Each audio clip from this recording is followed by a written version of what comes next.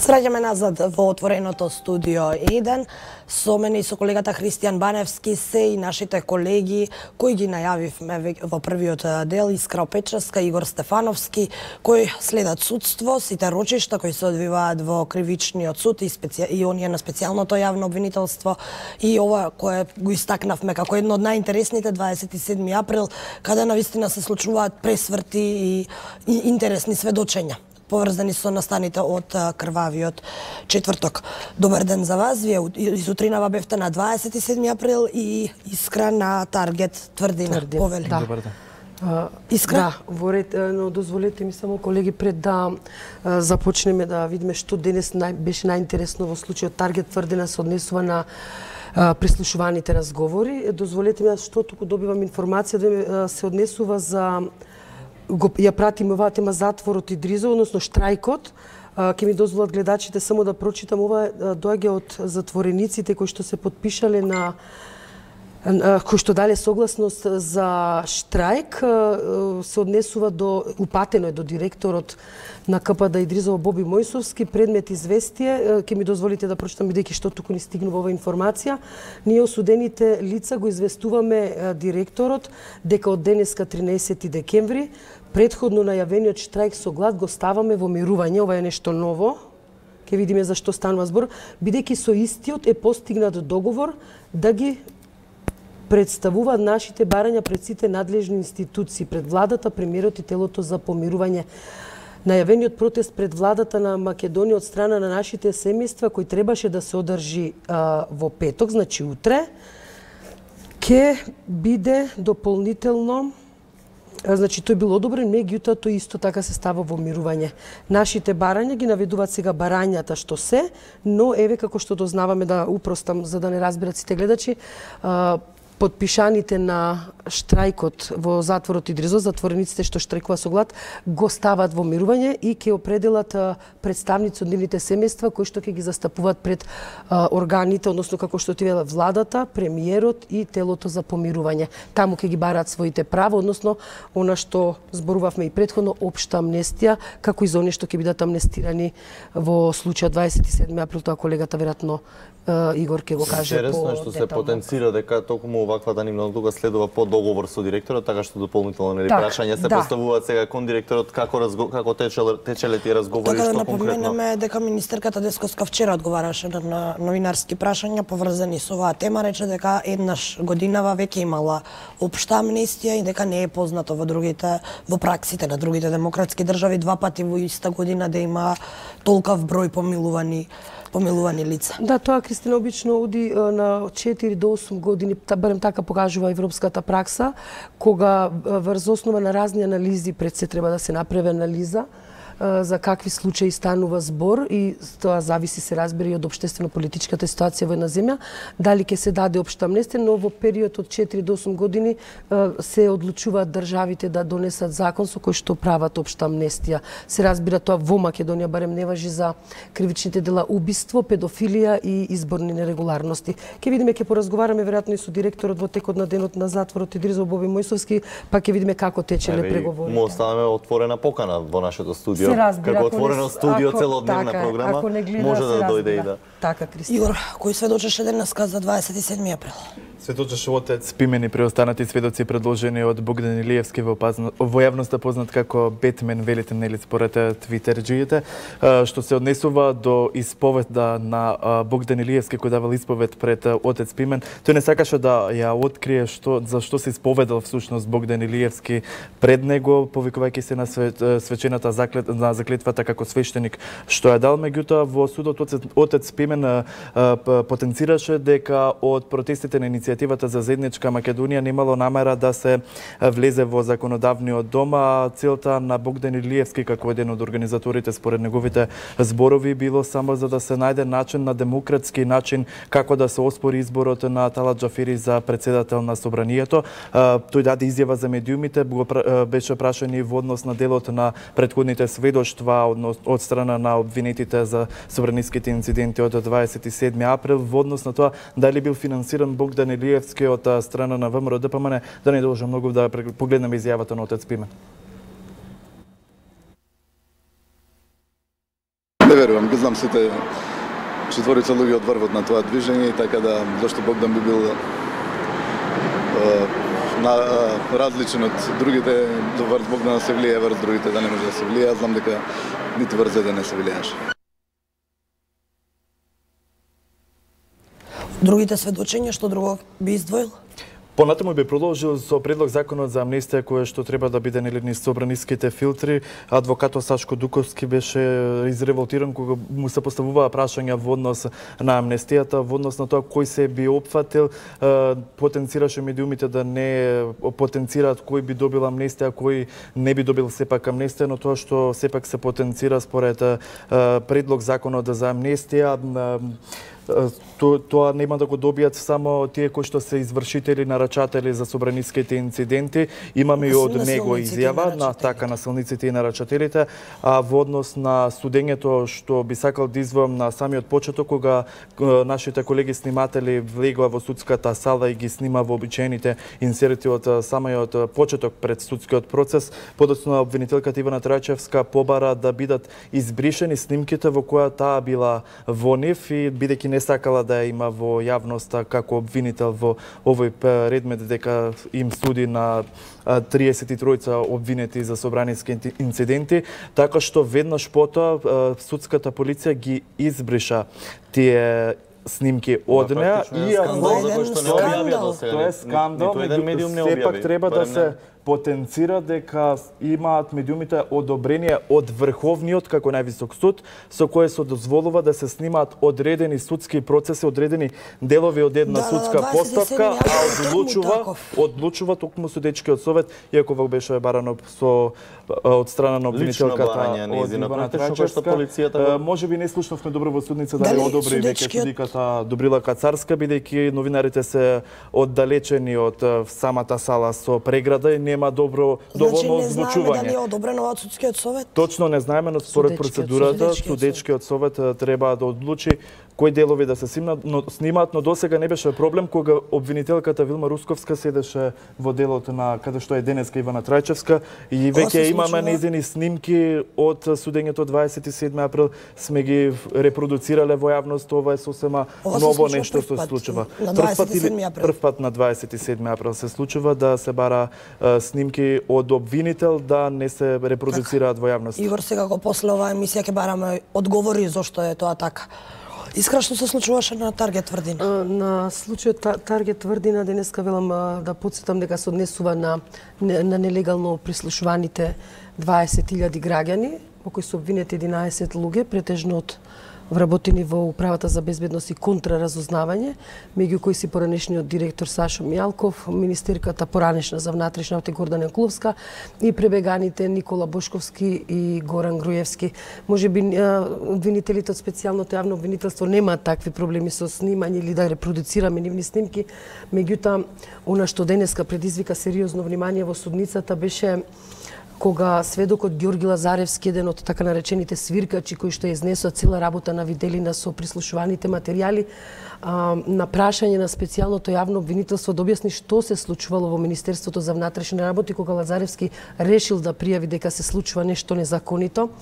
Во детали почна да раскажува што го снашло таму, односно, кога отишол кај своите колеги, ги менуваше со име и со презиме и од кои сектори доаѓаат, меѓутоа тоа сега и не е толку битно за да не губиме време. Објаснуваше дека кога отишол во МВР во текот на разговорот со своите двајца колеги задолжени да го испрашаат за она што за неговите тврдења дека незаконски се прислушува во УБК, таму цело време во канцеларијата каде што бил сместен влегувале и излегувале веќе пребеганите и обвинети во Таргет Тврдина Никола Бошковски, Горан Груевски, Николчо Савевски, исто така висок функционер во УБК, и што е чудно за ваков случај обвинителот Златко Биковски, така барем тврди сведокот Лазаревски. Тоа е невообичаено бидејќи според неговото сведочење тој отишол само да пријави како колега прво да поразговара со своите колеги, да им каже дека нешто незаконски се случува, а секако тие тоа да го испитат и да понатака да преземат действија што смета дека треба да ги преземат.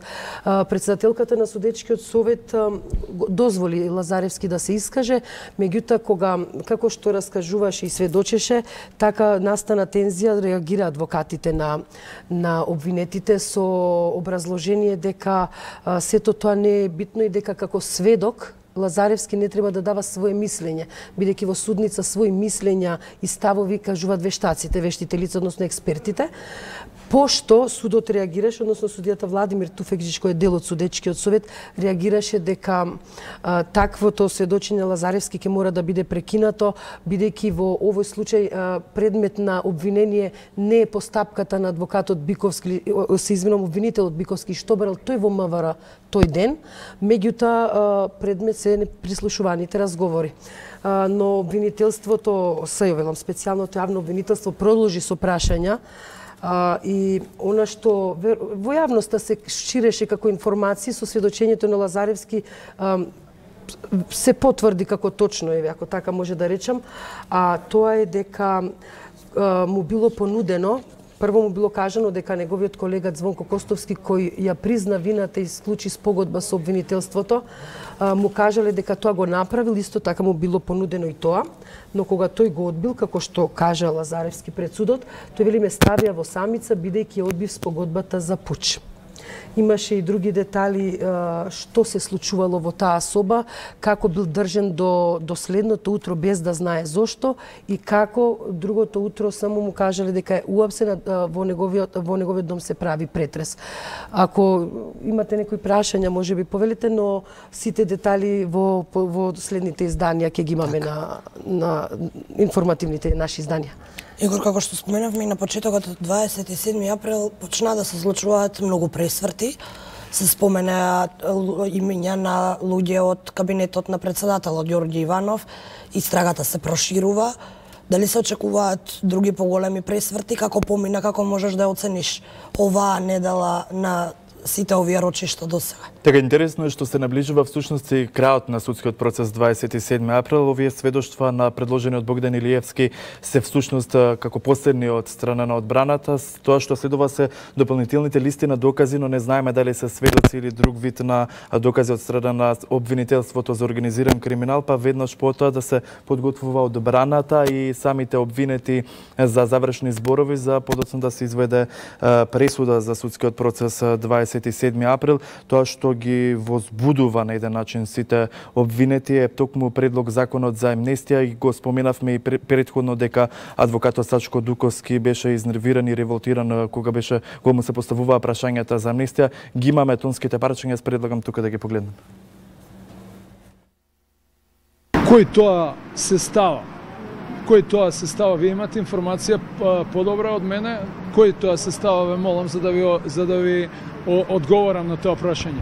Овие 3 дена слушнавме такви глупости од медиумите. Прво, најголемата глупост е командна одговорност, потоа изјави и шпекулации. Дајте да го видиме законот, па после ќе видиме. Немојте да шпекулирате без да знаете за што се работи. А што доколку законот го содржи тоа? А што доколку се сруши ова? Ама законот веќе е изготвен.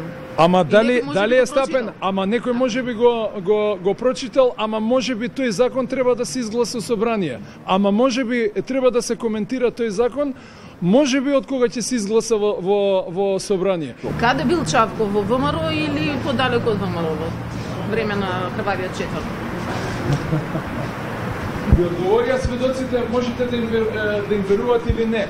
Мене ме ставија медиуми дека може да бидам опфатен или не опфатен. Меѓутоа истите медиуми кажа и дека не сум бил организатор. Игор, докаде она фаза од постапката кога може да се вклучуваат и други лица во случајот, односно дали постои таква можност се уште и според прогнозите, какви се прогнозите доколку продолжи со ова темпо судењето, одвивањето на рочиштата, кога би се добила таа пресуда која што ја спомна? Ја споменав дека увеќе од утре ќе почнат доказите на обвинителството за организиран криминал и корупција, кои што ги достави денеска обвинителката Ивана Трајчевска како дополнителни докази, а веднаш потоа ќе се подготвуваат и самиот судечки совет, судиката Добриела Кацарска потенцираше и на одбраната и на обвинителството да се подготвуваат за завршните зборови. Тоа што го и претходно го потенцираше обвинителката Вилма Русковска, која е шефица на обвинителството за организиран криминал, е дека не може да има во оваа фаза проширување на постапката за 27 април во овој дел конкретно за собраниските инциденти, туку веќе имаат предистражна постапка во која се бараат нарачителите, токму како во тој дел од предистрагата веќе Владимир Атанасовски е приведен од страна на обвинителството и веќе беше на судија на претходна постапка, а тоа што и за потенцирање и токму во други предистражни постапки што работи и обвинителството се поврзани со 27 април. Искра, накратко спомена на почетокот дека судијата открил некаква информација за обвинителот Биковски, дали може да ни кажеш нешто повеќе за тоа? Тоа го известивме за тоа во јавувањето во живо во вестите во 12 часот. Имено кога велам председателката на судечкиот совет му дозволи на Лазаревски да се искаже докрај, иако навлегуваше во детали, пошто судијата Владимир Туфекџиќ меѓу другото обраќајќи му внимание на Лазаревски дека ќе мора тука да се концентрира строго на прашањата што се прашуваат и на темата за која што е обвинението, односно нелегално прислушуваните разговори, и објаснуваше зошто тоа треба да биде така, дека постапката што се случувало во МВР тој ден кога отишол Лазаревски да пријави незаконско прислушување, можеби би било предмет во некој случај, во некој друг предмет што би се водел. Дали намерно, дали случајно, не би можела да тврдам, но тогаш судијата Владимир Туфекџиќ откри и рече, ќе го парафразирам, за да бидам попрецизна, рече, добив информација дека обвинителството веќе води истрага за обвинителот Биковски. Тоа значи, да појасниме за гледачите, дека по претходна пријава, веројатно, тоа треба да го утврдиме дополнително, обвинителството веќе води истрага што се случувало тој ден во Министерството за внатрешни работи, кога сведокот Лазаревски отишол да пријави незаконско прислушување. Тоа сепак е истрага, треба да се утврди, па веројатно дополнително за тоа ќе известуваме и ќе прашаме се разбира. Дали ова значи дека се отвараат во текот на овие судења, дека се отвараат нови истраги, кои всушност се поврзани со овие дела и со конкретните, меѓутоа сепак нема да стане збор за проширување, туку за нови истраги. Па токму тоа е интересно во овие судења и во 27 април, еве и во овој таргет тврдина, и во другите што ги следиме, бидејќи полека се клопчето се одмотува. И кога мислите, еве денеска судењето во таргет тврдина се наликуваше дека ќе биде еден обичен судски ден во кој што сведокот раскажуваше во детали стручни работи, како били изнесувани прислушуваните разговори, но еве што се случи. Добивме сосем нови сознанија, нешто што сме знаеле се потврди, некои нови информации. Еве ова со судијата кој напомена дека знае дека веќе се води некаква активност во обвинителството, што испитува работата што се случило тој ден во МВР. Можеби ќе има обвинение, можеби ќе нема. Треба да почекаме, но затоа се интересни овие, затоа се интересни овие судења. Така, тука ќе ви се заблагодариме за вашите исцрпни извештаи, секако и за вашето секојдневно следење на овие важни настани за враќање на правдата во Република Македонија. Овде предлагам да направиме краток пресек со прилогот на колешката Ива Трајковска, кој се однесува на хуманите активности во кои учествува Еден ТВ заедно со маркетот Тинекс. Прилогот на колешката Ива Трајковска, па се враќаме во студиото со нови гости.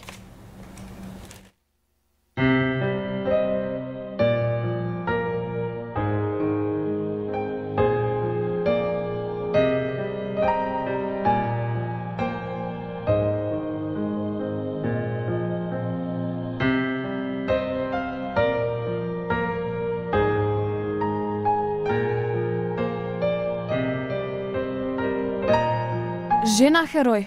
Ова е еден од епитетите кои можат да и се доделат на Емилија Стојмева, пожртвувана мајка и сопруга за доброто на нејзините деца.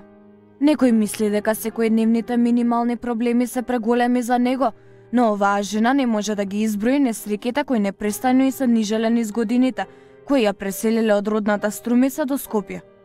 Кога станувала збор за здравието, не постоел само еден проблем. Таа неколку пати во Скопје оперирала главата поради тумор. Поради операциите таа е неспособна да работи, па така останува да го одгледува домот и нејзините две деца, од која едното е со попреченост. Малечкото девојче, кое не се појави пред камерата на еден ТВ, е со пречки во развојот и мајката и супруга мора да се згрижи за него. Сега сум добра, но понапред не бех пред 4 години. Фактички сум од 28 години по болници и како да ви кажам, јас имам со главата имах проблеми, како најпрво ненадејно се разболех и одев по болници да можеа тука во Струмица да ми пронајдат што е. Значи, отидов во Скопје во ендокринологија, таму ми пронајдеа нешто во главата, ме правија операција и кажаа дека е нервче со нешто, да не сакам ни да зборувам за тоа. Значи, како се манифестира тоа? Врз вас, какви болки, што чувствувавте? Чувствував дека се кочам во кичмата надоле, не беше моја, значи се кочев, не можев да одам. И да лазев, не можев да одам. Затоа не можевте да работите? Да. И нема кој да ми ги чува и децата, се мале и за тоа. Таа не заборави да посочи што и помогнало да прееде над лошите моменти во животот, а тоа бил нејзиниот сопруг кој постојано работи, додека таа се грижи за децата и домакинството. Меѓу другото рекоа дека најнеопходна им е финансиска поддршка, бидејќи сопругот со минимална плата не може да одгледа семејство од 4 члена. Маш ми беше најголемата поддршка, он спиеше под нозите ми во болницата, кога го пада, кога го вика и така да он го преживеа целата ова лоша ситуација. Хуманоста не познава граници. Тинекс и еден ТВ пружаа помош на обесхрабрената мајка, на која и беше најнеопходна помош. Таа доби вредносни ваучери од Тинекс, која се само чекор напред кон помошта што им е најнеопходна од хуманите граѓани.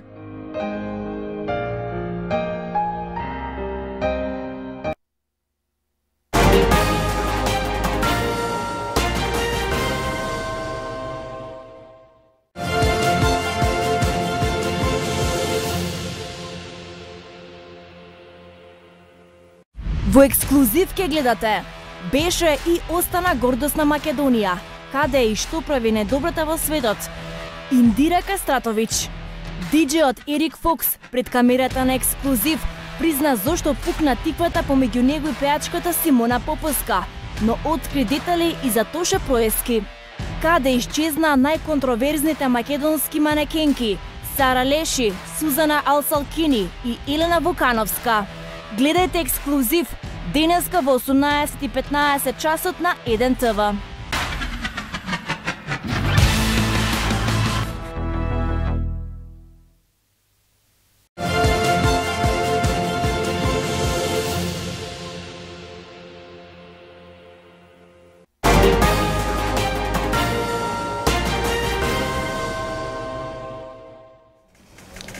Така е, се враќаме назад во студиото со нови гости, со онаа тема која ја најавивме уште на почетокот, која денови ве крена голема прашина, а тоа е поскапувањето на паркингот во клинички центар. Со нас денеска ќе разговараме со председателот на синдикатот, доктор Горан Беговиќ, Македонка Велков Гетева и Јулија Јовановска, исто така од синдикатот на клинички центар.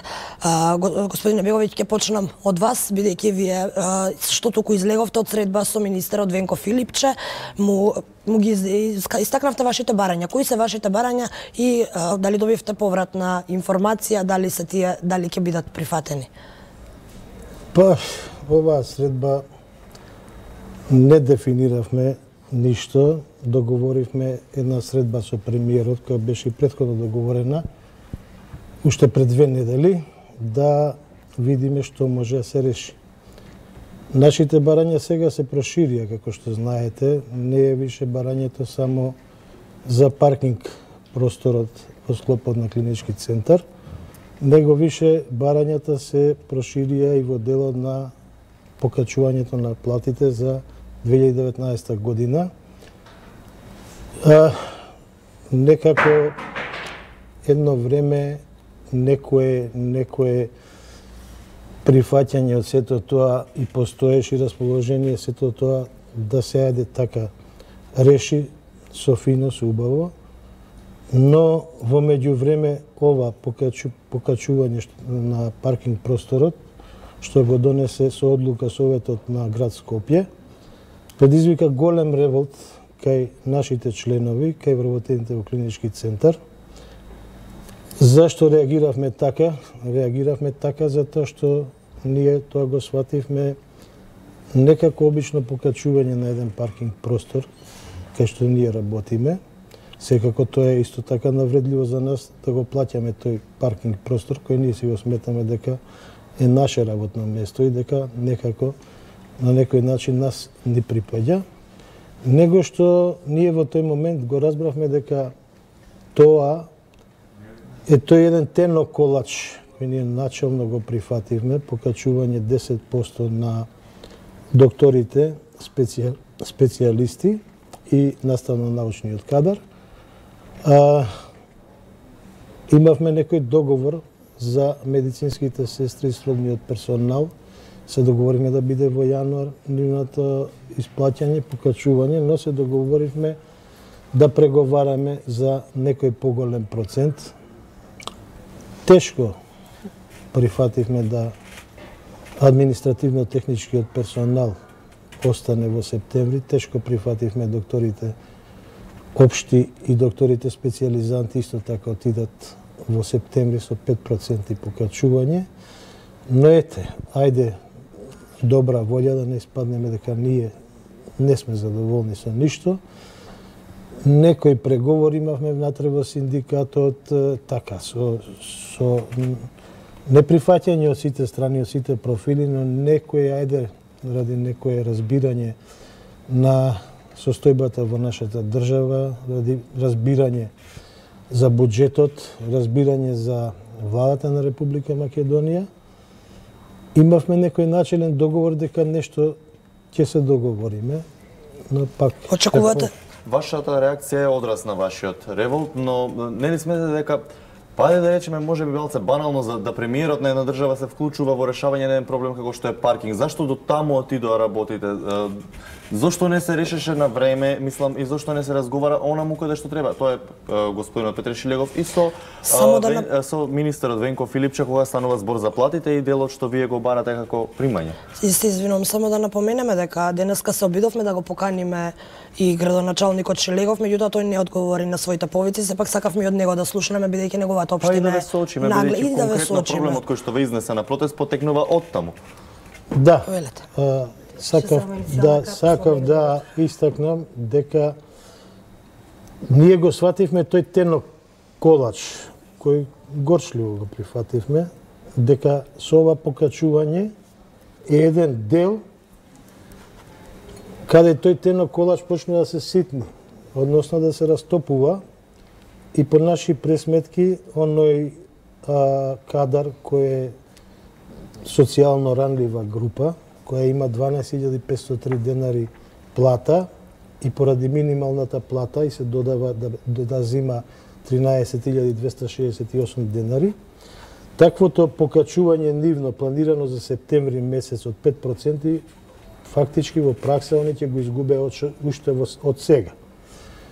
Потоа направивме една пресметка каде што сестрите со средна стручна спрема на нивното недефинирано, недодоговорено, нивните 5%, ако би ги прифатиле ние тие, не ги прифатиле, сакам да кажам, него тоа покачување веќе ќе им земеше 50,3% од тоа покачување. Така, господјата Јулија спомна дека покачувањето на паркингот било иницијална каписла за протестот.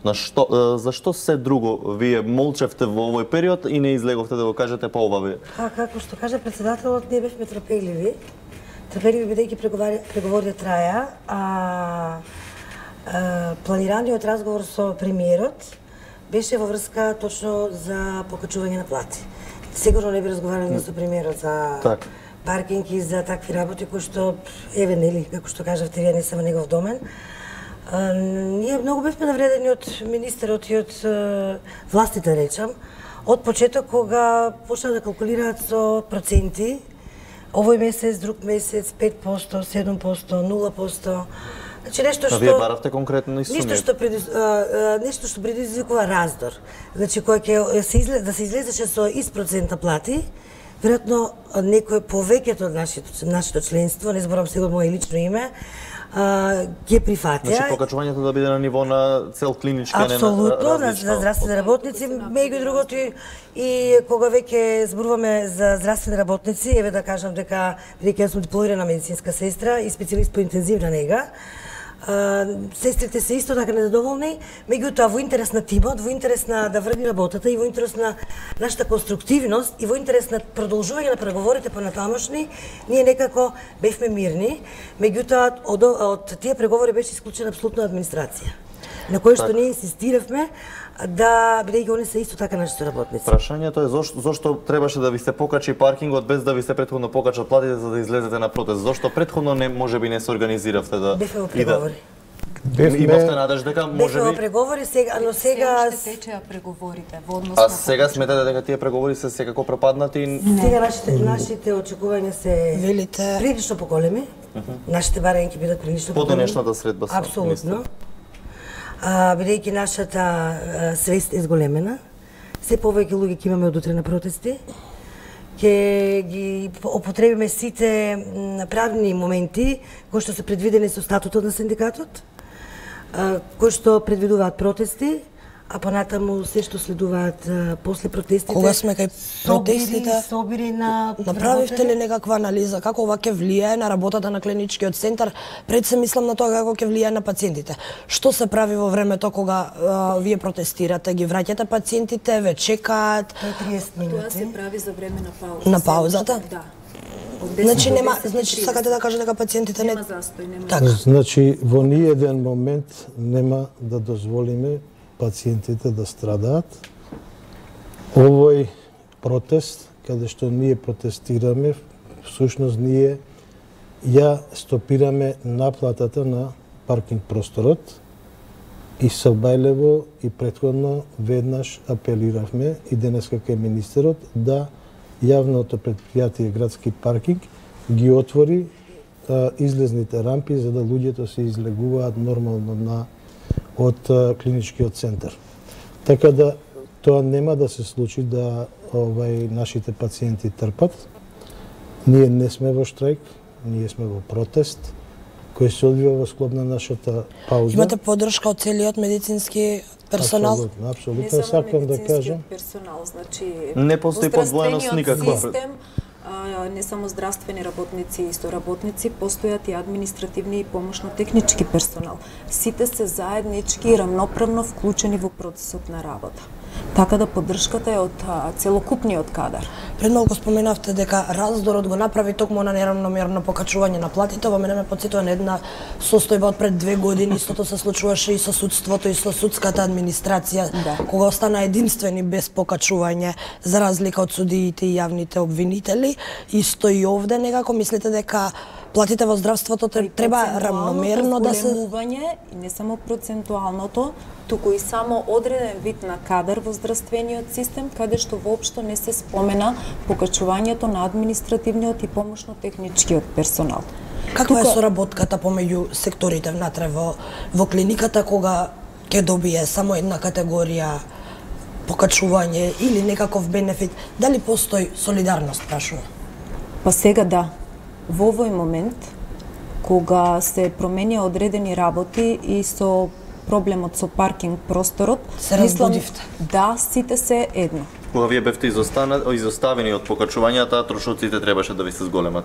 Да, едно да ви кажам, само за да ја појаснам зашто ние реагиравме сега на оваа одлука. Прво реагиравме затоа што тоа беше одлука донесена на Совет, која више требаше да се спроведе во пракса. Без да бидете вие известени воопшто. Без воопшто да бидеме известени, не само што не бевме известени, бевме навредени, дека имаме некој привилегиран статус, кој ние така не го чувствуваме. Прв пат разбравме дека таму има 1500 картички за паркинг издадени од град Скопје, а дека тој паркинг простор е 670 места. Не ни е јасно ако имало 1500 картички за вработените, 670 паркинг места, каде другите луѓе паркирале. Бевме обвинети дека... Па не е дека паркирањето кај клинички е, да речеме, ставено во некаков ред, се паркираат каде ќе стигнат луѓето. И тој хаос беше на нас припишан. Не знам дали ние да се занимаваме со струката или да го решаваме хаосот по клинички сообраќај. Така, ново податок интересен за и на тамошно истражување. И она што ме навреди, бевме обвинети дека всушност ради нас страдаат пациенти, дури умираат додека чекаат да се паркираат.